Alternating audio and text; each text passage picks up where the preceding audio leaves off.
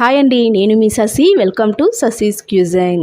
ఈరోజు వీడియోలో అయితే రవ్వ కేసరిని ఎలా ప్రిపేర్ చేయాలో చూపించబోతున్నానండి. ఈ రవ్వ కేసరి అయితే మనం పూజ చేసేటప్పుడు ప్రసాదంగా మనం ప్రిపేర్ చేస్తాము. అది తయారు చేయడం కోసం అయితే ప్యాన్లో 1 స్పూన్ వరకు నెయ్యి వేసుకోవాలి. నెయ్యి వేడైన తర్వాత ఇందులో డ్రై ఫ్రూట్స్ వేసుకోవాలండి. జీడిపప్పు, కిస్మిస్ వేసుకొని వీటినైతే లో ఫ్లేమ్లోనే ఒక 2 నిమిషాల పాటు వీటినైతే ఫ్రై చేసుకోవాలి. చూడండి, ఈ విధంగా లైట్గా కలర్ చేంజ్ అయిన తర్వాత వీటిని తీసి ఒక బౌల్లో వేసుకోవాలి. చూడండి, ఈ విధంగా వీటినైతే ఫ్రై చేసుకొని పక్కన పెట్టుకోవాలి. అదే ప్యాన్లో 1 కప్ వరకు రవ్వ వేసుకోవాలండి. సూజీ రవ్వ, ఉప్మా రవ్వ. ఇది లో టు మీడియం ఫ్లేమ్లోనే వీటిని ఒక 2 నుండి 3 నిమిషాల పాటు ఫ్రై చేసుకోవాలి. మనం నెయ్యిలో ఈ రవ్వని ఫ్రై చేసేటప్పుడు కమ్మటి వాసన వస్తుందండి. అంతవరకు వీటినైతే మనం మంచిగా ఫ్రై చేసుకోవాలి.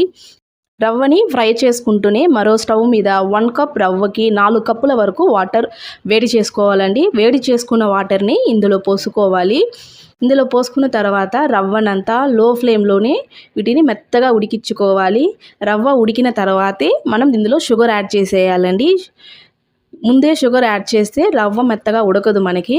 కాబట్టి షుగర్ని రవ్వ ఉడికిన తర్వాతే మనం యాడ్ చేసుకోవాలి. ఇందులో 2 ఏలకలని దంచి వేసుకొని బాగా కలుపుకోవాలండి.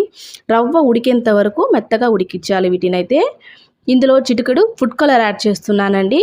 ఇది జస్ట్ కలర్ కోసమే యాడ్ చేస్తున్నాను, వద్దంటే మీరు స్కిప్ చేసేయచ్చు. ఫుడ్ కలర్ యాడ్ చేసుకున్న తర్వాత వీటినైతే ఒక 2 నిమిషాల పాటు లో ఫ్లేమ్లోనే మంచిగా కలుపుకోవాలి. ఈ విధంగా అంతా కలుపుకున్న తర్వాత ఇందులో 1 కప్ రవ్వకి 1.5 కప్ వరకు షుగర్ వేసుకోవాలండి. మీకు ఇంకా తీపి కావాలనుకుంటే 1.25 కప్పు వరకు మనం షుగర్ యాడ్ చేసుకోవచ్చు. షుగర్ యాడ్ చేసుకున్న తర్వాత బాగా కలుపుకోవాలండి. షుగర్ మొత్తం కరిగి కొంచెం ముద్ద పడేంత వరకు లో ఫ్లేమ్లోనే వీటిని మనం బాగా కలుపుకోవాలి. ఫ్లేమ్ని హైలో పెట్టి కలుపుకున్నాం అనుకోండి, మనం షుగర్ వేయడం వల్ల అడుగు పట్టే ఛాన్స్ ఎక్కువ ఉంటుంది. కాబట్టి మనం లో ఫ్లేమ్లో పెట్టుకొని వీటిని బాగా కలుపుకోవాలి. ఇందులో మరో స్పూన్ వరకు నెయ్యి వేసుకొని 1 నిమిషం పాటు వీటినైతే బాగా కలుపుకోవాలి.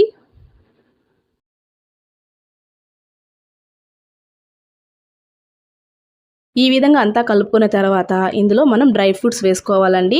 మనం గీలో ఫ్రై చేసి పెట్టుకున్న డ్రై ఫ్రూట్స్ని ఇందులో వేసుకొని బాగా కలుపుకోవాలి. చూడండి, కన్సిస్టెన్సీ అనేది ఈ విధంగా ఉండాలి. మరి ఎక్కువ దగ్గర పడిన తర్వాత స్టవ్ ఆఫ్ చేయకూడదండి.